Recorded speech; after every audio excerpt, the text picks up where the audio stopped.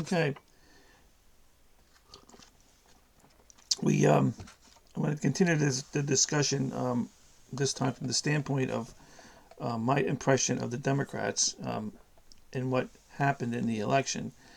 And as I said earlier, the Democrats could not steal this election without the help of the Republican Party.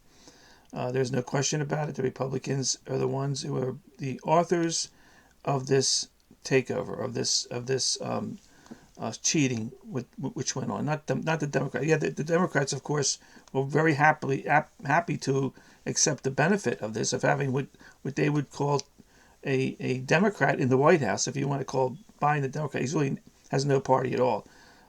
He's a party of power, and he is the chosen, what I call the plug. His name is Plugs, actually. That's what they call him, but he's a plug-in himself, just to fulfill the seat of the presidency, while the people of the world who are making a lot of money, the transcendental capitalists, as I have told and talked about in the earlier videos, can get rich, can make some more money, and Biden is in charge of the store now, and he's of course not there. He's out. Kamala Harris would not be any different either. She'd be too busy making appearances on Ellen and talking with her husband about all the great things they do for people, and she will not be involved in actually running the country. If in fact, she has to come in and take over. So the Democrats are living an illusion. They're living a very serious illusion that they've allowed themselves to believe in, that they are in fact somehow popular enough with the American people to actually win elections. So they can't, without the cheating.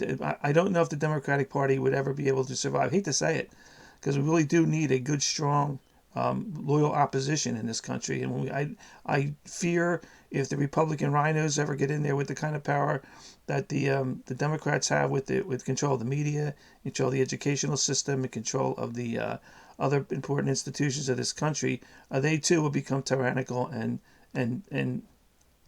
well, I guess for lack of a better term, nuts, like the Democrats are. Absolute power corrupts absolutely. And that's what we're seeing right now in the Democratic Party, and it's also true of the Republicans if and when they finally do decide they want to take over, and they start getting serious. The rhinos and the neocons in the Republican Party, they're not there yet. They're not quite there yet because because of Trump, basically. Trump has woken up a lot of Republicans, and they're on to the rhino move right now, and they understand that they have to walk carefully right now. Lindsey Graham is hedging, as he always does, and watch Lindsey Graham. He'll tell you where they're at. He's first anti-Trump, then he's for Trump, then he's anti-Trump, then he's for Trump, then he sticks him a knife in his back, and now he's trying to hedge again, trying to be the peacemaker now between the real Republicans and the rhinos. He's trying to step in and say, okay, now Mitch McConnell was a great guy. He helped us get Mitch McConnell helped get a lot of things done for Trump. Mitch McConnell himself is a rhino, and himself has to play he needed Trump to get reelected. He needed Trump to prevent him from being primaried, and to have the support of the people in his state. So these guys know what they're doing. They know how to play the game, and they play it very well. But we need to understand the game. We need to understand what's being played here, so that we can effectively dismantle their plans. Well, I'm not talking about revolution here. I'm not talking about civil war. I'm not talking about secession. None of that business. We don't have to. We have the power. They know we do. We just don't have the knowledge of how to run the party. And that's the big advantage they have right now. They have the administration in there. They know how to get their candidates on the ballots. They know how to cut their deals. They know who to cut the deals with. They know who on the Democratic side they can do business with, and they can continue to prosper even if 74 million Republicans are against them. They'll find a way to maintain their power, and we have to put a stop to it. But on the Democrat side, it's a little bit of a more sadder situation. I have a number of very good friends since college who are on the left. Some of them consider themselves to be communist, okay, and they're not really communist. I mean, the big debates that we have, and they're often very respectful debates. We don't call each other names. I don't call them, communists in a dirty, in a negative sense. They don't call me a racist or a white supremacist, but we can sit down and talk to one another, and some of these debates are very revealing. They don't know the definition of communist. They don't know the definition of socialist. If you really drill down on what they think a socialist system would look like, pretty much they're saying the same thing, that you get a guaranteed wage. You sit at home all day and get a guaranteed wage, and you don't have to work if you don't want to. That kind of thing. A utopia. It's not the way it's going to work, guys. You won't be sitting at home not doing anything. You'll be assigned something to do, and if you're sitting at home collecting Wonka tickets, that's not going to be a good thing for you, because eventually there'll be a way to get you out of the picture. Okay, I hate to tell you, that socialist systems will not support non participants. Okay, that's the big mistake they're making. That's why Russia had gulags. That's why all these socialist countries have very strict laws about their control of their populations. So they have some very different ideas of socialism and communism that are different from mine. I believe communism and socialism does not exist. Doesn't exist. It's a figment. It's an opiate. Like the corrupt, rich, and powerful people who run this world will say that religion is the opiate of the people. Well, I got news for you. Communism and socialism is the hard black tar heroin of the elites. Okay, they're really on this drug big time. They think this is going to solve all their problems. Establish a fake communist system where people really think that they're getting something for nothing, and take over the means of production. Oh, you'll be coming looking for jobs. Don't worry, you won't be sitting in your homes in your underwear watching TV for long, because you'll be wanting to go out, wanting to get jobs. You want to better yourself, so to speak, and you'll have to go deal with them. And you will be your hearts and minds will follow them at some point in time. They're pretty sure of it, and I kind of think that if they get enough power, that will happen. But it's not going to be communism. It's not going to be socialism. It's going to be a return to feudalism, return to the rule of the king and his noblemen. You won't necessarily have a king that you might have a royal family or two here and there in the world. We have one now. It's mostly ceremonial, they say. So you will have elites. You have royal elites, but mostly you're going to have an elite class of people who you pay tribute to, or you live for them. You give them tribute, and they will in effect let you live. They will let you have a little bit of money, food, a shelter, basic things that you need, based on their desire, on their need for you. And if you're not needed, well, I guess you could figure out what is going to happen to you. Okay, and that's the way it's going to be. That's the way it's been for 10,000 years, for thousands of years in society, in history. Ruling elite, ruling class of people rule the people. The only time it changed was in 1776 when the military, the revolutionary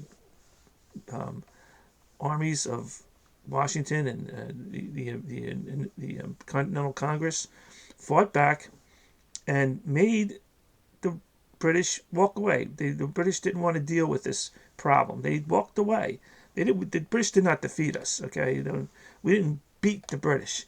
We just made it so difficult for them that they figured this isn't worth it for them. They're going to sit back and wait for this republic to fail, and then they're going to come back in and take their colonies back. That's pretty much been the attitude of the British royalty at that time, and that's just some historical studies on that. I'm not just pulling that out of my hat. That I don't have any sources right now for you, but there many Brits have thought that, and probably still do to this day. And if it doesn't fall on its own, they may give it a little push here and there. It would benefit Europe, the European elites, the world powerful people, for the United States to become broken up into a million pieces, not as powerful anymore, not as dominant in the world scene, and give them much more leeway and power to develop the world to support them, for them to rule over and enrich themselves, and that's the plan. There are these somewhere along the line I've heard about these so-called Georgia Guidestones. It's a a wall outside out there in Denver somewhere near an airport, where all this is laid out, and some people have, some individuals have tried to talk to me about this, and I sort of went along with it, listened to it, but I really didn't give it any thought. But now I'm looking back on those conversations, and I'm realizing maybe something to this. A world elite, a small elite of people ruling the world, and those people that are left, a small portion of the human race, will be a subservient class serving the ruling class. And that's the system. And that's the way it's been for thousands of years, guys. We're just going right back to that again. Okay? United States falls. We go back to feudalism. The world goes back to feudalism. Whatever you want to call it, you can call it whatever you want. Whatever makes you feel good. It's feudalism. Okay? Make no mistake. The guys on the left don't see this. This is a problem generally with Democrats. I find them to be very intransigent in their thinking. They don't want to. They have no desire to debate. You don't have any debates from the left, and I never did. This goes all the way back to the 70s when I was in college. They never really debated. They yelled and screamed. They hemmed and hawed. You never got a real debate out of them. And most of the time, I won most of the debates, and I wasn't that good. I was half the time on half academic probation in college. I wasn't a smart guy, but these guys were not. And they were making dean's lists. They were, top of their class and all that. They were not that smart. They really are not. They still are not. And again, I don't know. You can see what they've done to the cities. You can see how they can't run anything. They can't run businesses.